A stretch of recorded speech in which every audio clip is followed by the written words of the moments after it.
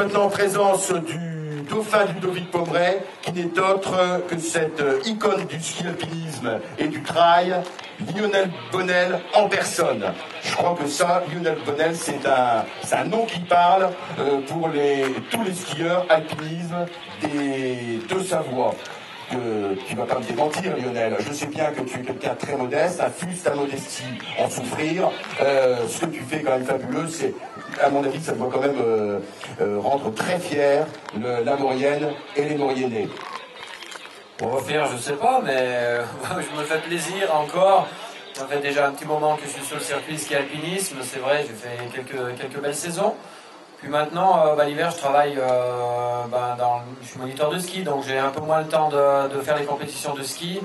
Donc c'est pour ça que je fais un peu plus de trail, quoi. Voilà, je me suis reconverti un petit peu à la course à pied, puis ça me fait bien plaisir. C'est un autre monde. On croise des gens différents et ça reste toujours des esprits vraiment très conviviaux, les trailers. Et voilà, on retrouve un petit peu ce qu'on trouve en ski alpinisme, on retrouve dans la course à pied en montagne, et ça, c'est génial. Très bien. Lionel, un mot sur ta prestation. C'était quand même, donc, tu as pris les devants avant d'être rattrapé par Ludovic Pommeret, qui avait fait le grand raid de 73, pas plus tard que samedi dernier. Un mot d'abord, qu'est-ce que tu penses de Ludo? Ludo, c'est un super compétiteur, mais avant tout, c'est un pote. Donc, je m'attendais de toute façon qu'il soit très très fort à la descente. C'est pour ça que je suis parti un peu vite. Quand j'ai eu l'occasion de partir à la montée, je suis parti. Je savais qu'il fallait au minimum 3 minutes au sommet, 2 minutes, 3 minutes pour essayer de rester devant à la descente, et il n'y avait pas cet écart au sommet. Il est revenu, il était juste derrière, donc j'ai récupéré un tout petit peu, puis j'ai essayé de tenir au maximum à la descente. Puis bon, à la descente, il m'a posé là, un petit peu au-dessus du plateau, j'étais à bloc derrière, c'est un super descendeur. Et voilà, je craignais la descente, et bon, la descente, les courses, ça se gagne à la montée, mais beaucoup à la descente. Voilà, c'est ce qui est intéressant, il faut jouer avec le terrain. C'est vrai qu'il y a beaucoup de trails, j'ai remarqué, ça se joue non seulement à la descente, mais vraiment en fin de parcours. C'est pour ça que maintenant il y a des entraîneurs qui travaillent vraiment. Par exemple, Jean-Louis Ball, que tu dois connaître, Jean-Louis Ball qui est dans le milieu du ski alpinisme, qui entraîne Julien de Bombardier. Ah ouais. Eh oui. Et puis d'autres skieurs alpinistes comme Axel Moularet. Donc Jean-Louis Ball m'a dit, mais il entraîne bien sûr à la fois des skieurs alpinistes et des trailers. Et il insiste beaucoup sur les fins de parcours, parce qu'il a remarqué que beaucoup de trails, et je crois qu'il a remarqué aujourd'hui, se jouent à la fin. Ouais, moi j'ai une approche un petit peu différente des courses de ski alpinisme et de trail. J'ai jamais eu de préparateur ni de coach. Et je fais un petit peu au feeling, je m'inscris toujours un petit peu au dernier moment sur les courses.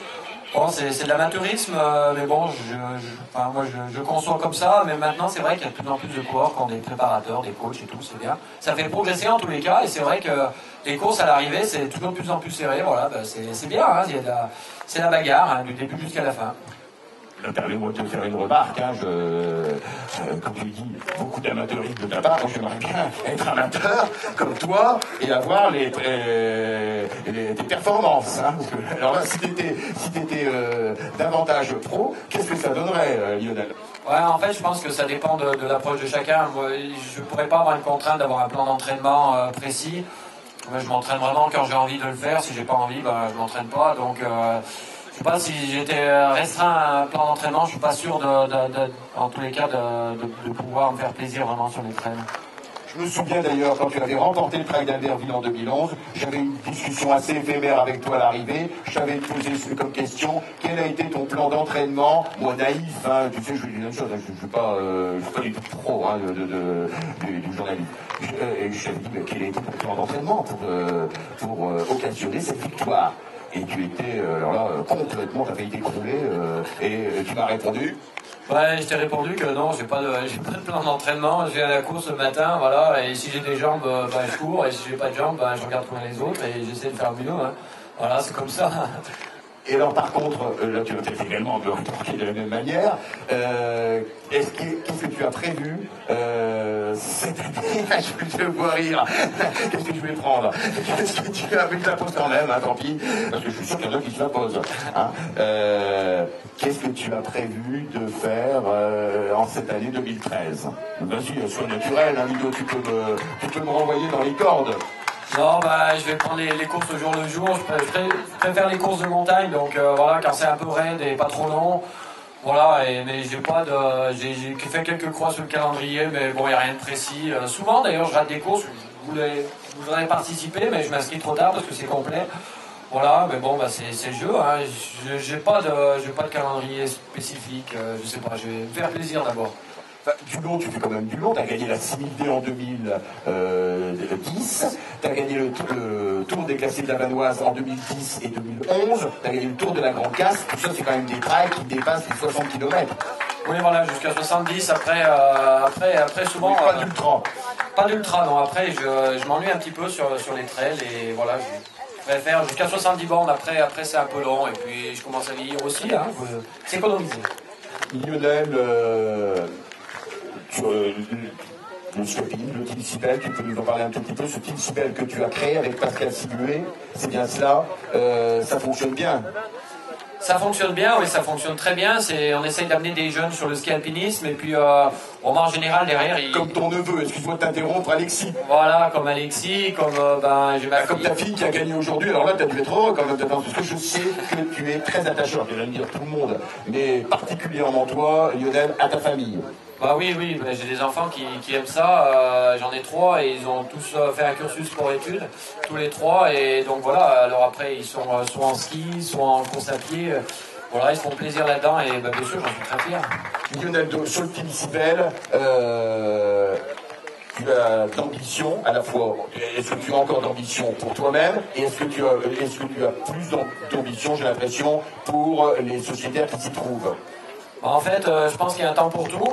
Moi, je me suis déjà bien fait plaisir. J'ai fait beaucoup de courses. J'ai à peu près fait toutes les courses de ski alpinisme qui existent. Maintenant, je pense que mon rôle, c'est plus transmettre. Donc, à partir d'hiver prochain, par exemple, on a un groupe jeune qui va se monter.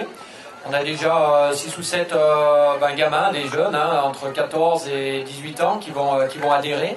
Et puis, on va essayer de les prendre en physique l'automne et les prendre en entraînement l'hiver, pour les amener tout doucement aux compétitions de ski alpinisme. Compétition de ski alpinisme, c'est certainement un des sports les plus jolis. J'en fais la publicité parce qu'on est toujours dans un milieu naturel. Il y a le plaisir de la montée, mais aussi le plaisir de la descente. Voilà, malheureusement, c'est pas trop retransmis sur les télévisions parce que c'est très dur à filmer. Mais voilà. Il y en a qui souhaitent, tu sais qu'il y en a de ski alpiniste, hein, qui ne souhaitent pas trop que ça devienne notamment une discipline olympique. Toi, quelle est ta position là-dessus? Moi, je fais partie un peu de cela. J'aime bien qu'on garde un petit peu cet esprit convivial et l'esprit montagne. Après, on sait que dès que ça devient qu'on peut avoir des championnats du monde ou des Jeux olympiques, il y a toutes les dérives qui peuvent aller avec. Voilà, je pense que pour l'instant, on n'est pas encore dedans et j'espère que ça va durer le plus longtemps possible dans tous les cas. Voilà, mais bon, je pense qu'il faut quand même inciter nos jeunes à rentrer dans ces sports parce que l'esprit est bon. On n'a pas de... Bon, ça reste toujours sympa, donc voilà, s'il y en a qui se sentent pour adhérer à ce Team Sibel, des jeunes ou des moins jeunes, hein, la porte est grande ouverte. Tu peux nous citer quelques noms là, de jeunes qui justement montent en puissance, qui sont en train de s'affirmer en dehors de... Donc bien sûr, il y a Alexis. Ouais, ton neveu, hein. Voilà, il y a mon neveu, Alexis, je lui ai transmis un petit peu ma passion et bon, derrière... J'ai encore eu la chance de courir avec lui cet hiver. Je pense que dans très peu de temps, je ne pourrais plus courir avec lui parce que j'aurais du mal à le suivre. Voilà, et après des jeunes, il y en a, ils vont se révéler. Hein. De toute façon, le monde du ski alpinisme, ça va très très vite. Maintenant, faut pas traîner. Et pareil, c'est la montée, mais beaucoup à la descente que ça joue. Et nous, on a la chance d'être pas loin des stations de sport d'hiver.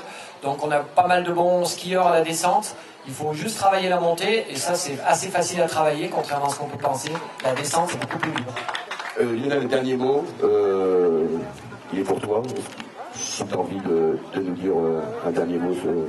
Peut-être le trail, tu as une question que je peux te poser qui m'intéresserait. Le trail en moyenne, tu es d'accord avec moi? Il y a quand même beaucoup de mal à percer. Il y a 6 trails. Hein. 6 trails. Donc là, je vais me servir du web pour faire un peu de pub pour les 6 trails. Là, par contre, franchement, j'en ai besoin. Ça paraîtra sur Trail Endurance Mag notamment. Faire la pub sur les 6 trails moyennés en 2013. C'était l'Arbarine ouvrait le bal. Ça veut dire c'est quand même incroyable. Quelle est ta position? Le fait que les moyennés n'hésitent pas à se déplacer pour se rendre sur les courses du sillon alpin, de la Cluse d'Annecy, de Chambéry, d'aller très loin, très très loin. L'Orpion qui a gagné aujourd'hui, elle va à Tullin faire son trail, de 35 km, elle va à Marigné, près de Cluse. Et là, par contre, inversement, il n'y a plus personne pour venir dans la vallée de l'Arc. Comment expliques-tu ça? Je pense qu'il y a des préjugés contre la vallée de la Maurienne, hélas. Oui, je pense que pour certains, la vallée de la Maurienne, ça paraît très loin, mais en fait, c'est pas loin du tout. Et c'est d'autant plus étonnant qu'on a des chemins qui sont fantastiques. Moi, j'ai la chance d'habiter en plein milieu de la vallée de la Maurienne et j'en fais vraiment la pub parce qu'il y a des sentiers qui sont extraordinaires qu'on ne trouve pas dans d'autres vallées. Et c'est vrai que ça manque, je pense, vraiment à une course phare dans la vallée. Et c'est vraiment dommage parce qu'on a tout ce qu'il faut pour bien faire. Simplement, les concurrents ne viennent pas jusque-là. Et j'ai un peu du mal à comprendre. J'étais moi-même organisateur d'un trail à tout suivre, trail des Cibelles, et on n'a jamais dépassé les 40 inscrits. Pourtant, le parcours était toute beauté. Voilà, je pense qu'il faut vraiment un événement phare pour que les gens s'aperçoivent que la Maurienne c'est pas si loin et qu'il y a des super choses à faire. Tous les jours, on arrive à courir dans un sentier différent, des petits singles qui sont extraordinaires. Voilà, j'ai du mal aussi à comprendre. Mais enfin bon, je pense qu'un jour on va découvrir ce territoire et les gens y reviendront après. Lionel, merci en tout cas d'avoir répondu aux questions. Ah, t'as encore peut-être quelque chose à nous dire? Ouais. Juste un petit mot quand même pour l'organisation de l'Albarine justement, parce qu'ils font l'effort, c'est pas facile d'organiser une course, il y a énormément de bénévoles, chaque année le fléchage est de mieux en mieux, et franchement, là, vraiment ils font un boulot extraordinaire. Et ça, il faut vraiment le préciser parce que c'est hyper dur. Il y a de plus en plus de contraintes pour organiser des courses. Et ils lâchent pas, ils tiennent le truc. Et franchement, il faut vraiment que ça perdure.